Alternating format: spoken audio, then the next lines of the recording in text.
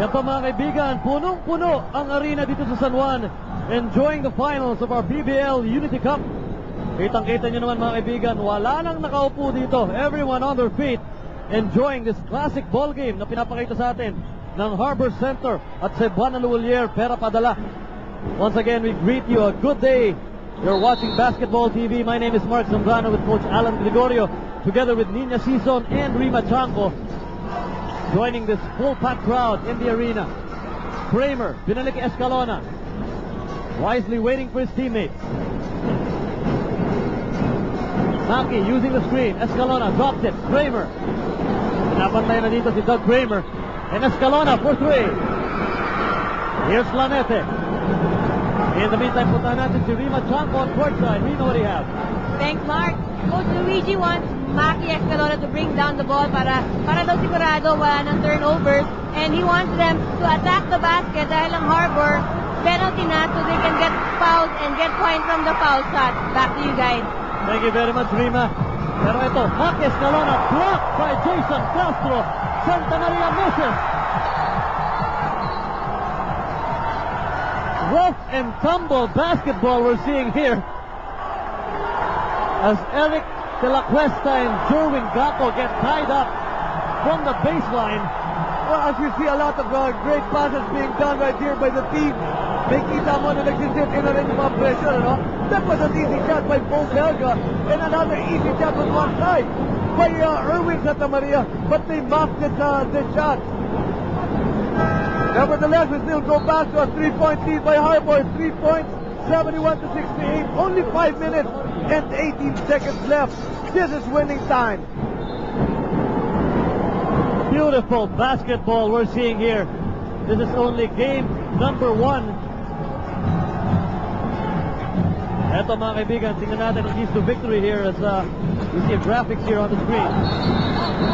There you see that Harbor with 35 rebounds and 9 steals. Ang daming fast break points dito. This is a east para dito sa Harbor. Eric De La Cuesta, 5 fouls. Eric De La Cuesta is fouled out now. And Coach Luigi Trillo trying to get some logic here kung ano nangyayari dito. Obviously the call's not going their way. But again, we've got to go back, not for them to maintain their composure, they maintain their focus. This is just a one-possession ball game with still 5 minutes to go. They can't afford to lose focus here in this last count of the game. Emotions are flaring, and you can't blame them mga kaibigan. This is an important game. Alam natin, for every final series, game number 1 is very important for both squads dahil makukuha niyo yung first blood and the emotional advantage. That's right. Chris Fiado. It's going to be going to be replacing Eric De La Cuesta, a hard-nosed defender, but does not have the stroke of Eric De La Cuesta. So, tingnan natin if Cebuana Luwalier can make do without him. JC Intal, too close. Second time around, Intal fouled, and he'll go to the line. That was a great play designed by Coach George Galem that time. Number 18. Quick post-up move by JC Intal. It's much stronger, much faster than Mark Yee. At the stripe, shooting 2, JC Intal. The Rocket on the line para sa Harbor Center, Batang Pier. 8 very quiet points for JC Intal, missing his first free throw. A little strong on that shot. As we look at the bench of Coach Luigi Trillo. Second free throw para dito kay JC Intal.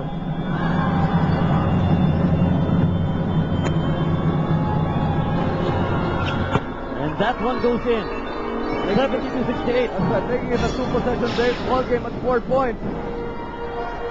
Coach Luigi wants Maki to bring down that ball, but they've been denying Maki the touch of that leather. So ito mga kaibigan, foul trouble situation. Look at that. Cebuana Luwalier with 3 players, and Eric De La Cuesta has fouled out. Harbor Center naman si Chad Alonso with 4 fouls. So dumadami ng player dito. Nagdidelikado. And going back to that player, si Biardo moving well without that ball was noticed. All alone by Ken Bono, back to 2 points. Here's Planete going baseline, drops it to Bobelga. He's fouled, almost making the basket.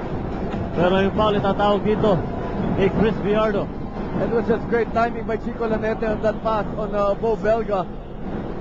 Maganda rin naman yung kinilos nito si Bo Belga. 2 free throws again for the big man. So yung trips to the line na yan, mga Coach Alan, yan ang bumubuhay so far. It's the Harper Center. And Bo Belga's been getting the minutes from Coach George because of the defense that he's playing.